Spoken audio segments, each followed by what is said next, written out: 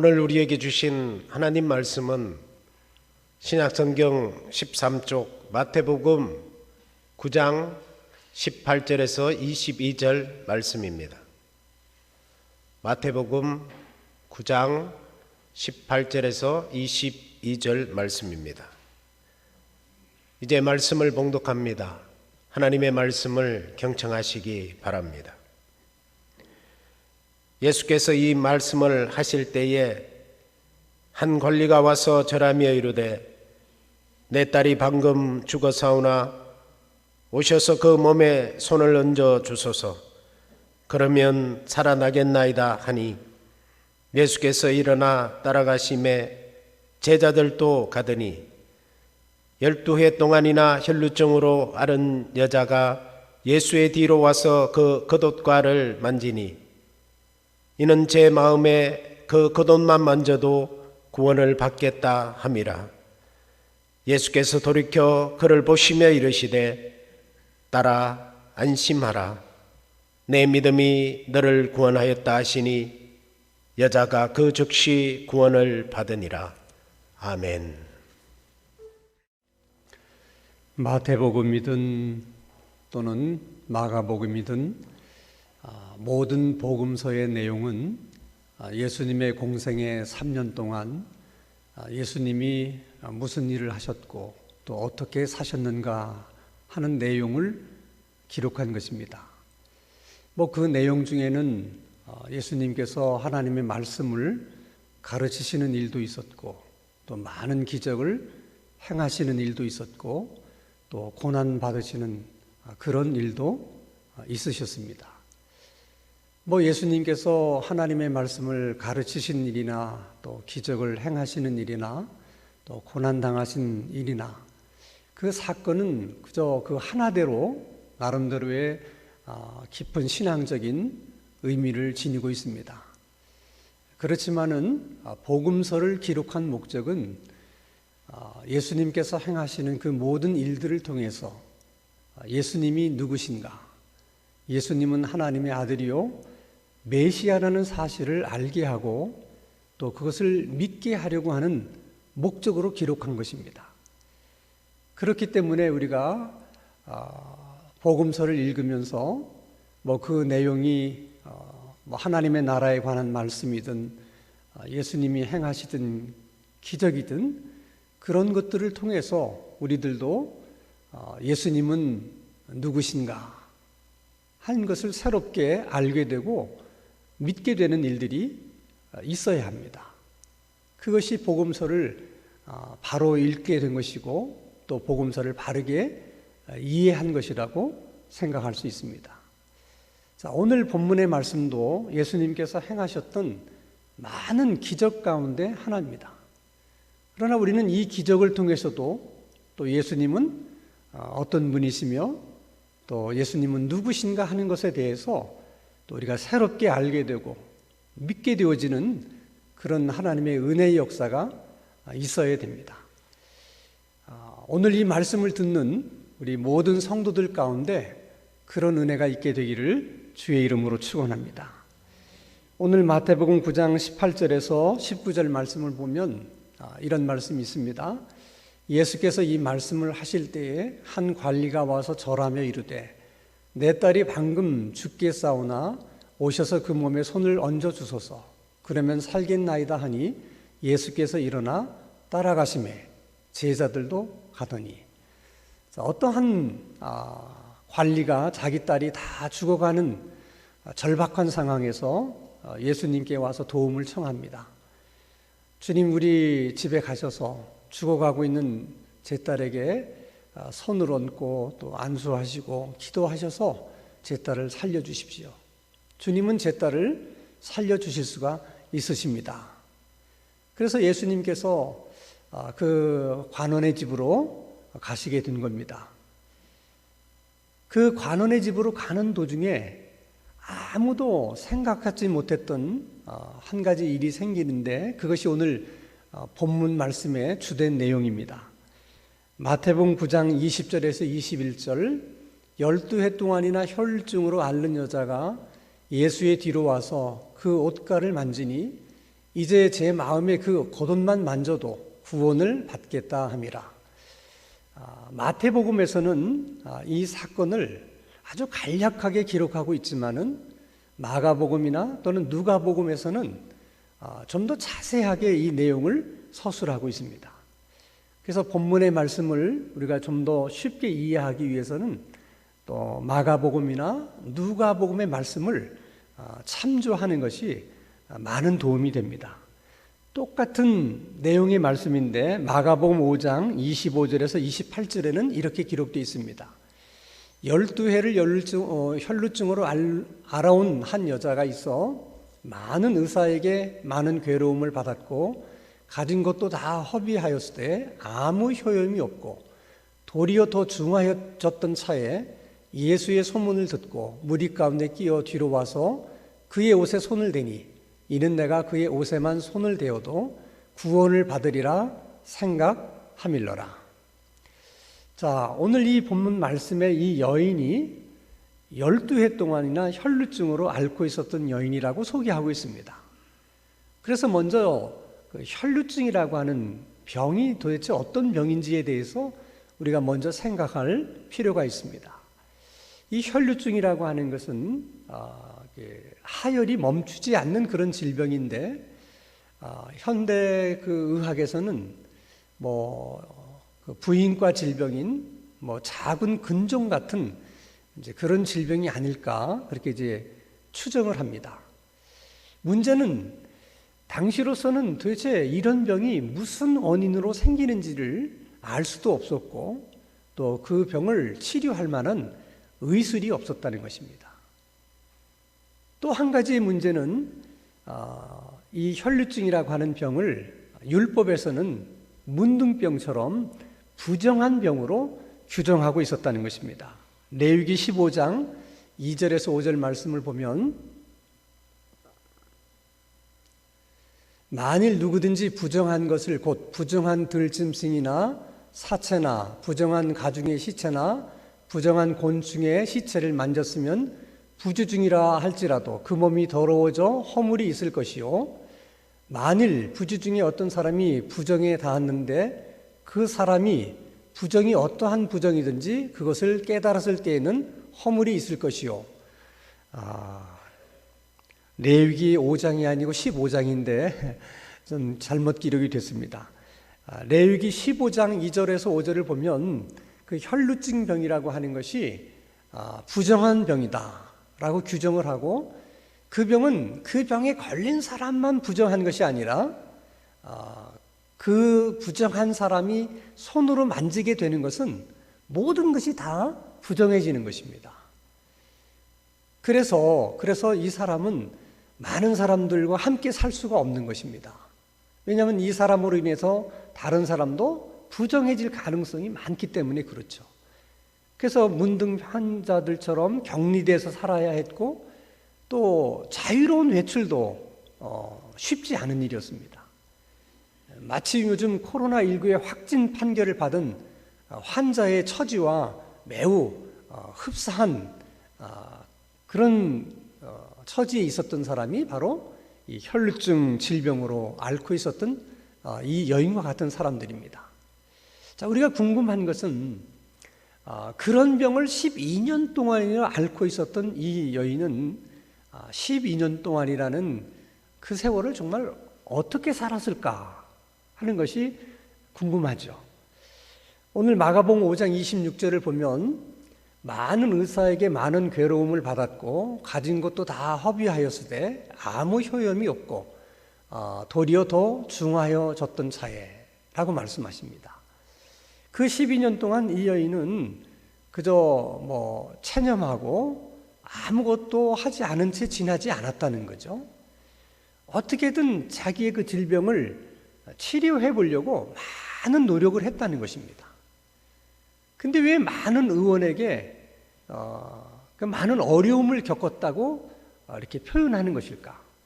아마도 이 질병이 당시로서는 치료하기가 어려운 질병이었기 때문에 이 여인의 입장에서는 좀 유능하다고 하는 의사, 또 좀 유명하다는 의사, 우리들이 흔히 하는 말로 용하다는 의사가 있으면 그 의사가 어디에 있든지 아무리 먼 거리에 있어도 그 거리를 마다하지 않고 다 찾아갔던 것 같아요. 그거 여러분 쉽지 않은 일이잖아요. 그리고 당시 의사들은 오늘의 의사처럼 뭐 의과대학에서 전문적으로 의술을 배운 사람들이 아니고 그냥 흔히 민간요법으로 전승돼 오는 그냥 민간요법으로 환자들을 치료하는 그런 의사들입니다. 자, 그런 의사들이 원인도 알 수 없는 이 불치의 질병을 치료한다는 것이 쉽겠습니까? 그러니까 그런 병을 대하는 의사들도 평범한 처방전으로 아마 이들을 치료하려고는 하지 않았을 거라는 것입니다. 왜? 너무 어려운 병이니까. 그러니까 의사 나름대로도 굉장히 독특한 처방들을 내렸을 가능성이 있죠. 굉장히 뭐 구하기 어려운 그런 뭐 약재를 구해서 뭐 다려 먹어야 된다든지, 뭐 우리가 흔히 하는 말로 뭐 100년 된 산삼을 드셔야 된다든지, 뭐 또 어떤 높은 산에 자생하는 특별한 나무의 뿌리를 캐서 그것을 데려서 먹어야 된다든지, 뭐 이렇게 아주 독특한 처방들을 많이 내렸을 것입니다. 이 여인의 입장에서는 내가 치료만 될 수 있다면 내가 뭐 뭘 못하겠느냐. 그래서 그 의사가 시키는 대로 다 아마도 했을 것 같아요.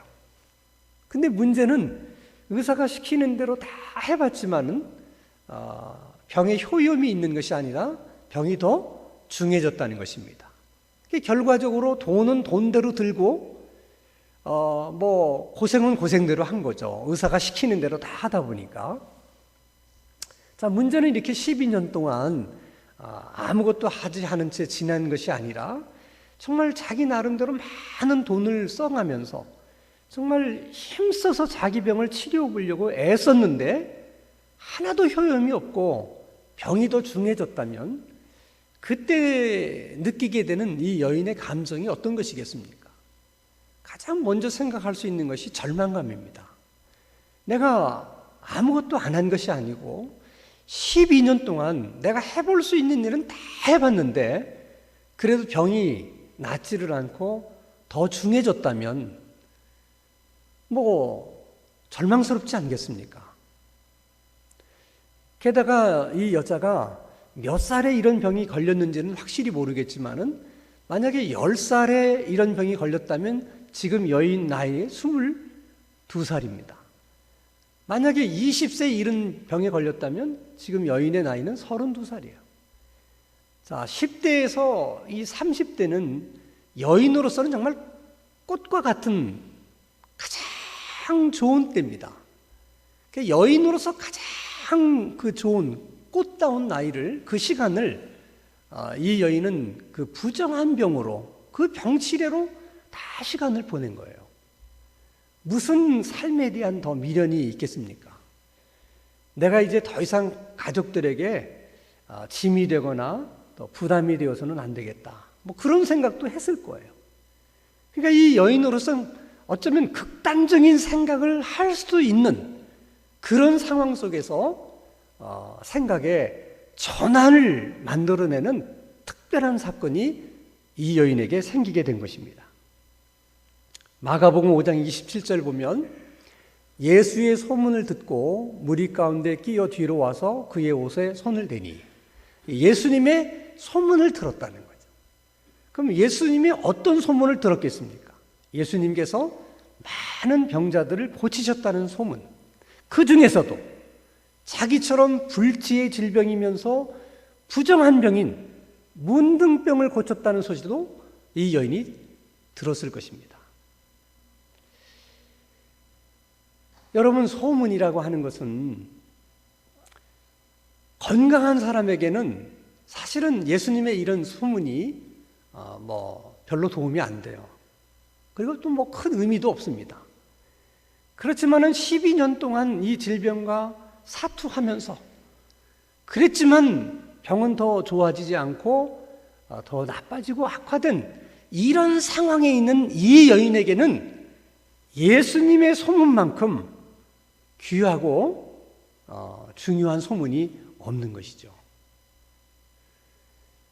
그래서 여러분, 신약 성경 디모데후서 4장 2절에 보면 이런 말씀을 해요. 너는 말씀을 전파해라.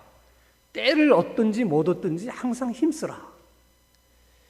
이 말을 본문대로 하면은 너는 예수님의 소문을 자꾸 내라. 때를 얻든지 못 얻든지 계속해서 예수의 소문을 내는데 힘쓰라. 이런 말씀이죠. 왜 그래야 되느냐? 본문의 여인처럼 12년 동안이나 이 한 가지 질병으로 이렇게 고통받고 있는 이런 여인이 있었던 것처럼 오늘도 우리 주변에는 10년이나 20년이나 그냥 한 가지 문제 때문에 계속해서 고통받고 있는 사람이 있을 수 있다는 거예요. 그들에게는 예수님의 소문이 중요한 겁니다. 자, 물론 예수님의 말씀대로 예수님의 이런 소문은 건강한 자에게는 쓸데없고 또 의롭다고 스스로 생각하는 자에게는 쓸데가 없습니다. 자, 병든 자, 또 스스로 죄인이라고 생각하는 자에게만 쓸데가 있는 것이죠. 근데 문제는 여러분, 나는 건강하다, 나는 의롭다 이렇게 생각하는 사람들 중에 그냥 그 생각이 변함없이 끝까지 가는 사람도 있지만 어떤 특별한 사건을 만나면서 그 생각이 바뀌는 사람들도 있다는 거예요. 그래서 소문을 시도 때도 없이 전해야 되는 이유가 되는 것이죠.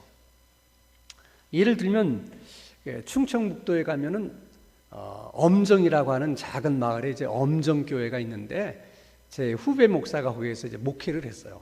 한 번을 만났더니 저에게 아주 특별한 간증을 하는 거예요. 자기 교회에 어떤 할머니가 등록을 했다는 거예요. 그래서 얘기를 들어보니까 이 할머니는 젊은 나이에 그저 아들 하나를 두고 이제 청산과부가 된 사람이에요. 그러니까 이 아들을 정말 남편처럼 아들처럼 의지하면서 이 아들을 정말 정성껏 키운 거죠. 근데 이 아들이 정말 생각처럼 잘 커져서 이제 공무원도 되고 뭐 이렇게 다 살만한 이제 그런 처지가 됐습니다. 그래서 이제 결혼을 하게 됐는데 하필이면 교회 다니는 며느리가 들어온 거예요. 근데 평소에 이 할머니는 교회에 대해서 사실 굉장히 좀 이렇게 엔티적인 그런 생각을 가지고 있었던 할머니입니다. 그 동네에서 다 아는 거죠. 별난 할머니고 또 교회에 대해서는 안 좋게 생각하는 할머니라는 사실을. 그러니까 이 시어머니가 며느리가 교회 다닌다는 것을 알고서 정색하며 말을 했습니다. 내가 저 아들을 낳을 때도 지성으로 이게 빌어서 내가 아들을 낳았고 저 아들을 키울 때도 내가 하루도 빼놓지 않고 천지신명께 빌어서 아들이 저만큼 된 거다. 근데 한 가정에 종교가 둘이게 되면 뭐 이렇게 우환이 있다고 그러니 네가 우리 가정에 온 이상 네가 교회를 다녀서는 안 된다. 내 앞에서 교회를 다니지 않겠다고 얘기를 해라. 그래서 이제 이 며느리가 그 시어머니가 어떤 분인지를 잘 알았기 때문에 그렇게 하겠다고. 그리고서 이제 다니던 교회를 그만뒀습니다. 그렇게 몇 년을 이제 살다가 그 아들이 대장암 판정을 받은 거예요. 그러니까 이 할머니로서는 뭐 하늘이 무너져 내린 겁니다. 그 아들이 어떤 아들인데 뭐 어쩔 줄을 몰라 합니다. 그래서 다시 뭐 이제 정성껏 천지신명에 비는데 뭐 되나요? 그래서 어느 날 이 며느리가 시어머니를 찾아와서 한 말이 아무래도 우리 남편이 저 병이 치료되도록 저도 한몫 거들어야 될 것 같습니다. 그러니까 내가 믿는 하나님에게 내가 가서 아무래도 빌어야 될 것 같습니다. 그러니 어머님 제가 교회 나가는 거를 이제 허락해 주세요. 이 할머니 입장에서는 뭐 정말 금쪽 같은 아들을 살리기 위해서 그렇게 하겠다는데 뭐라 그러겠습니까? 그래, 그럼 너 네가 믿는 그 하나님 신에게라도 한번 간절히 빌어봐라. 그래서 이 이제 며느리가 교회를 다시 나가게 된 것입니다. 그 몇 달 후에 이제 다시 며느리가 시어머니를 찾아와서 하는 말이 어머니, 내가 열심히 하나님 앞에 기도하는데 제 혼자 기도하는 걸 뭔가 힘에 붙이는 것 같은데 어머님도 좀 같이 기도를 하면 좋을 것 같습니다. 그러니 어머니도 교회를 나갔으면 좋겠습니다. 근데 뭐 아들에게 병이 얻은 차도가 없으니까 절박해진 이 할머니가 뭐 아들을 살릴 수만 있다면 내가 그렇게 하겠다. 내가 그럼 너희들 다니는 교회를 나가겠다. 그러니까 이 며느리가 우리는 이제 시내에 살고 있는데 어머니께서 엄정에서 시내까지 나오려면 너무 시간이 많이 걸리고 또 교회 생활이라는 것은 그래서 교회 가까운 데서 살아야지 자주 이렇게 교회를 나가게 되고 또 그래야 기도할 기회도 많이 갖게 되고 그래서 교회는 가까운 데서 다녀야 됩니다. 그래서 동네 교회를 나가라고 권한 거예요. 또 며느리가 그렇게 얘기하니까 그래서 이제 이 할머니도 이제 엄정에 있는 동네 교회를 나가려고 생각을 해보니 그동안 자기가 한 일이 있잖아요.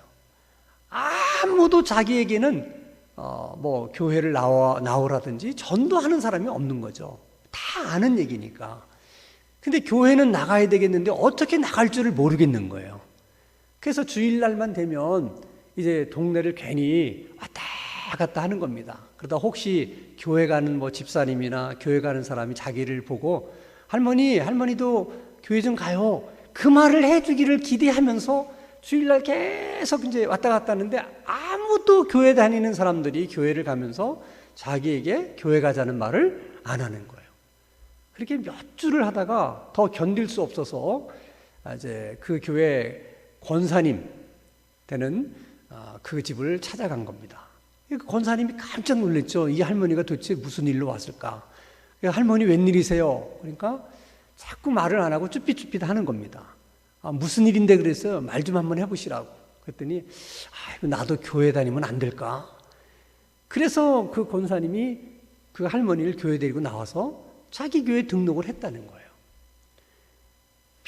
평생 예수를 안 믿을 것 같았던 할머니였지만은 그런 상황이 되다 보니까 할머니가 예수를 필요한 사람이 된 거죠. 우리들은 한번 그런 사람이 그렇다고 우리가 한번 인식을 하면 우리는 그것으로서 안 된다는 생각을 해요. 이제 그렇지 않다는 거예요. 얼마든지 그 사람의 상황에 따라서 그 사람의 마음도 바뀔 수 있기 때문에 우리는 그저 되든지 안 되든지 계속해서 말이라도 뭐 지나가는 말이라도 이제는 뭐 좀 교회를 다니셔야 되지 않겠습니까? 뭐 우리 교회 한번 나와 보시죠. 이런 얘기를 던질 필요가 있다는 것입니다. 자, 여러분 이렇게 소문을 듣는다는 것도 이게 참 대단한 일이지만은 그보다 더 중요한 것은 그 예수님의 소문을 들을 때 어떤 태도로 듣느냐, 어떤 마음의 자세로 듣느냐 하는 거예요. 만약 이 여인이 예수님의 소문을 들었다 하더라도 뭐 예수님이 다른 환자들은 다 고치셨는지 모르지만은 내 병은 어렵지. 나는 12년 동안 내가 이 병을 고쳐보려고 안 해본 것이 없는데 이게 쉽겠어? 이렇게 생각했더라면 아무리 예수님의 소문을 여러 번 들었다 하더라도 그것은 아무런 도움이 되지를 않는 것이죠. 소문을 듣는 것이 무슨 의미가 있겠습니까? 이것은 오늘날 우리들이 하나님의 말씀을 듣는 원리도 마찬가지예요. 우리가 하나님의 말씀을 듣고 설교를 들을 때도 이 설교를 좀 누가 들었으면 딱 좋겠는데 이렇게 생각하면 절대로 본인에게는 그것이 은혜가 안 돼요. 아무리 좋은 은혜의 말씀을 반복해서 듣는다 하더라도 그 사람에게는 아무런 소용이 없는 것입니다. 흔히 우리말에 이런 얘기가 있어요. 재수 없는 사람은 뒤로 넘어져도 코가 깨진다. 그런 것처럼 여러분 은혜가 없는 사람, 복을 받지 못하는 사람은 아무리 예수님에 대한 귀한 말씀을 듣고 은혜로운 말씀을 들어도 본인에게는 그게 은혜가 안 되고 복이 안 돼요. 다른 사람들은 다 그 말씀을 듣고 은혜를 받는데 그분만 은혜를 받지 못하는 거예요. 그게 여러분 얼마나 불행한 일입니까? 말씀을 듣는다는 것만 소중한 게 아니에요. 어떤 태도로 그 말씀을 우리가 듣고 어떤 자세로 그 말씀을 듣느냐 하는 것이 중요한 것입니다. 중요한 것은 본문의 여인은 그렇지 않았다는 거죠. 자, 본문의 여인은 예수님의 소문을 듣고 예수님에게로 나갑니다. 생각을 한 것만도 귀중한 거죠. 소문을 듣고 내가 예수님에게로 나가야 되겠다.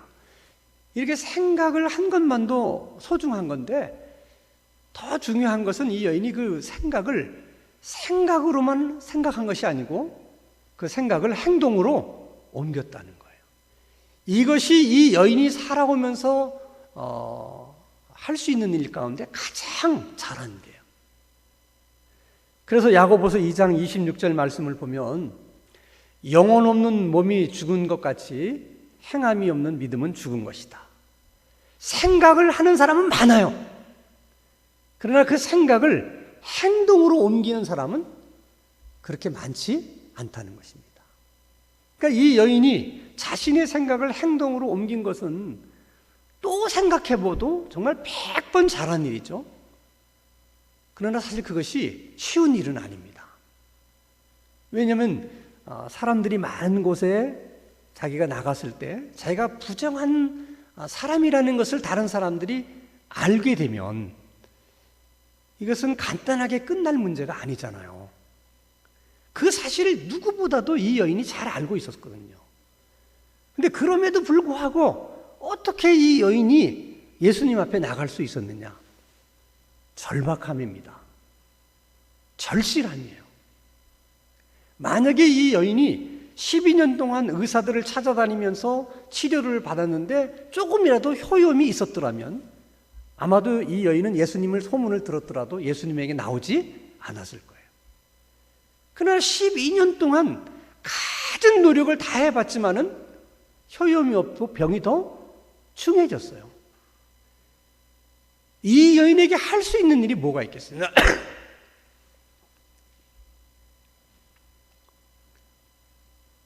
그 절박함이, 그 절실함이 예수님을 찾게 만든 것입니다. 이런 경우를 두고 우리는 전화위복이라는 말을 하죠. 참 사람은 모르는 일이에요. 그 의사에게 치료를 받을 때만 하더라도 좀 더 효험이 있었으면 좋겠다. 병이 좀 더 치료가 됐으면 좋겠다. 이런 소원이 얼마나 있었겠어요.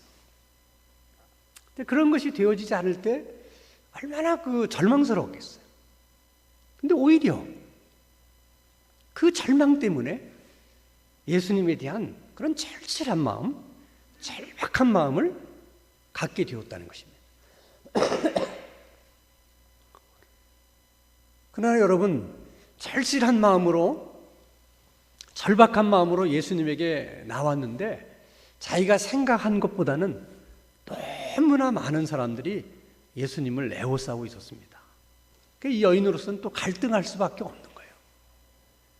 이렇게 많은 사람들이 예수님을 애워싸고 있는데 내가 무슨 재주로 예수님을 만날 수 있을까? 여기서더라도 만약 사람들이 나를 부정한 여인이라는 걸 알게 된다면 어떻게 될까?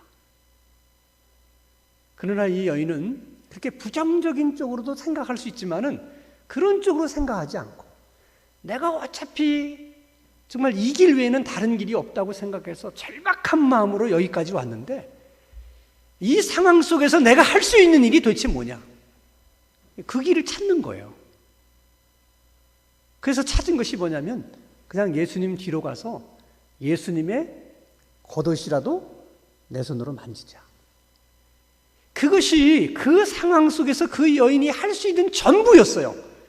그 이상 할 수 있는 일이 그 여인에게는 아무것도 없었어요.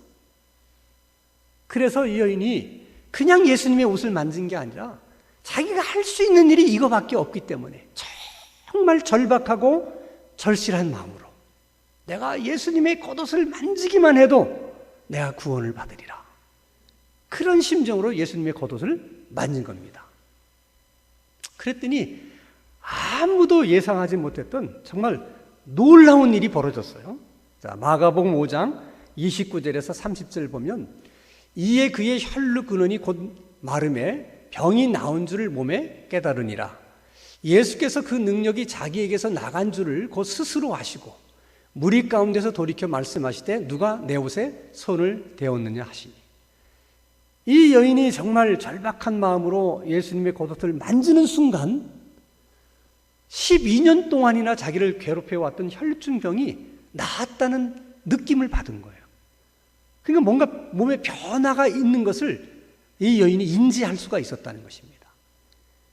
놀랍게도 동시에 예수님에게서는 자기에게 능력이 흘러나갔다는 것을 주님이 알게 된 거예요. 동시적으로 일어난 사건인데 이런 기적은 성경에 흔한 기적이 아니에요. 그러니까 예수님에게서도 아마 처음 겪어보는 일이었을 거예요. 갑자기 예수님의 그 안에 있던 능력이 흘러나갔을 때 얼마나 예수님이 놀랬겠습니까? 도대체 이게 무슨 일인가? 도대체 누가 이런 일을 한 것일까? 궁금하지 않았겠어요? 도대체 누군지 그 얼굴이라도 한번 보고 싶지 않았겠습니까? 그래서 예수님이 말합니다. 누가 내 옷에 손을 댔느냐? 그때 제자들이 이렇게 얘기해요. 아니 지금 많은 사람들이 예수님을 에워싸고 밀고 밀치면서 뭐 본의 아니게 예수님의 옷에 손대는 경우가 이게 한두 번이 아닐 텐데 누가 내 옷에 손을 대었느냐고 물으시면 어떻게 합니까? 그러나 예수님은 아무 생각 없이 그저 밀고 밀치면서 그냥 예수님의 겉옷에 손을 댄 그 사람을 찾는 게 아니라 정말 절박하고 절실한 마음으로 내가 예수님의 겉옷을 만지기만 해도 내가 구원을 받으리라. 그런 믿음으로 예수님의 옷가를 만진 그 여인을 찾은 거예요. 자, 예수님이 누구냐? 내 옷가에 손을 대고 너 능력을 가져간 자가 누구냐? 그때 여러분 우리가 여인의 입장으로 돌아가 보면 그것도 큰 갈등이에요. 접니다 하고 나가서 자기가 왜 그랬는지를 얘기하려고 하다 보면 자기가 혈루증에 걸렸던 여인이라는 것을 얘기할 수밖에 없게 되고, 그렇게 되면 예수님 곁에 있던 그 수많은 군정들이 어떤 반응을 보일지 이건 아무도 예측할 수가 없는 것입니다. 그냥 모르는 척하고 그냥 계속 그냥 이렇게 있으면 안 될까? 그런 생각도 얼마든지 할 수 있는 상황이죠.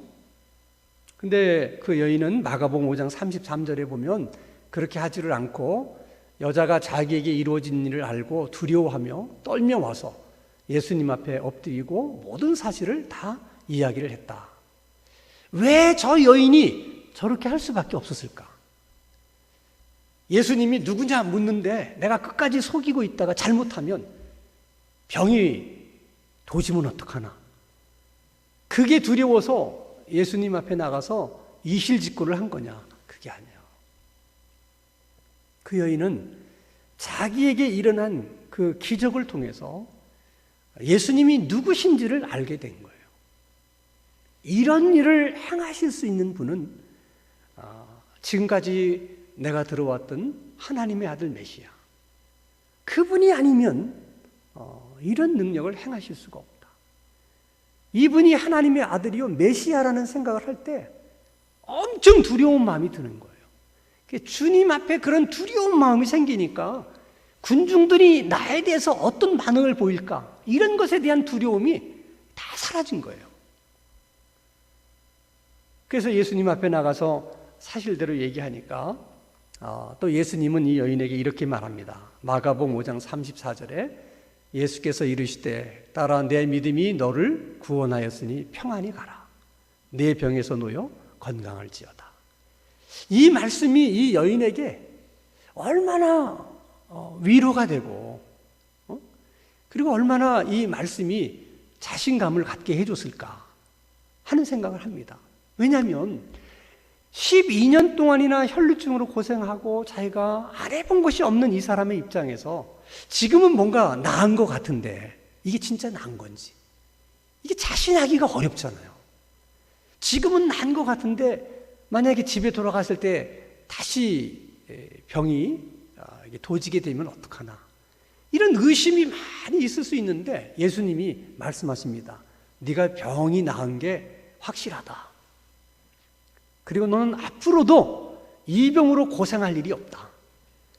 이렇게 예수님이 확실하게 말씀해 주는 것이 이 여인에게 얼마나 편안함을 줬겠어요.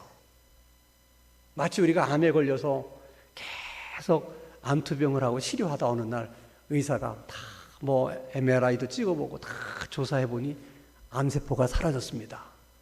이제 암 치료가 완벽하게 된 것 같습니다. 그 한마디 한마디 얘기가 그 암 치료를 했던 그 사람에게는 얼마나 큰 위로가 되겠어요. 근데 예수님이 그 여인에게 그런 은혜를 주신 거예요.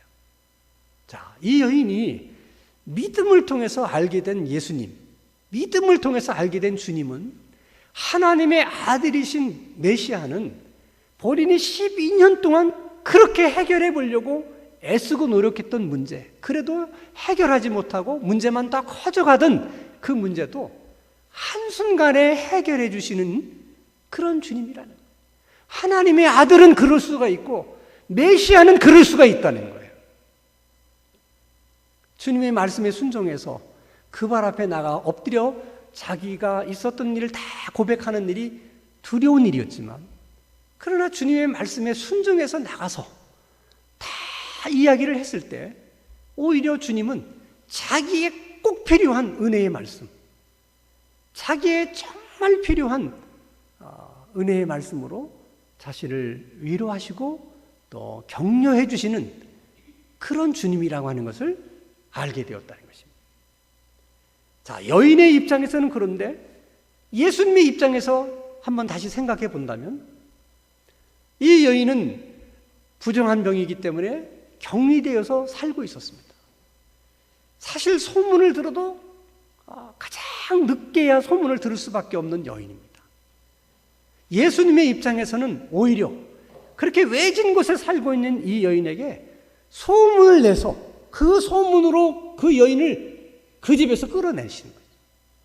믿음을 주셔서 예수님을 찾아오게 만들고, 내가 예수님의 겉옷을 만지기만 해도 내가 구원을 받으리라, 그러면 믿음을 주셔서 그렇게 하게 하시는 거예요. 그리고 그 여인의 그 작은 그 행위 하나를 보시고 정말 예수님은 그 여인을 치료해 주신 거죠. 이것이 예수님의 마음이라는 거예요. 12년 동안이나 혈증으로 고생하는 그 여인에게 그렇게 해주고 싶은 것이 주님의 마음인데, 그 마음은 그 여인에게만 그런 마음을 갖고 계신 것이 아니라 오늘도 하나님을 믿는 하나님의 자녀들에게 그렇게 해주고 싶으신 것이 주님의 마음이라는 거예요. 근데 오늘 우리들의 문제는 뭐냐면 그런 예수님을 잘 모른다는 거예요. 예수님이 그런 마음을 우리가 헤아리지를 못한다는 거예요. 그리고 또 하나의 문제는 우리에게는 이 여인과 같은 절실함, 절박함이 없다는 거예요.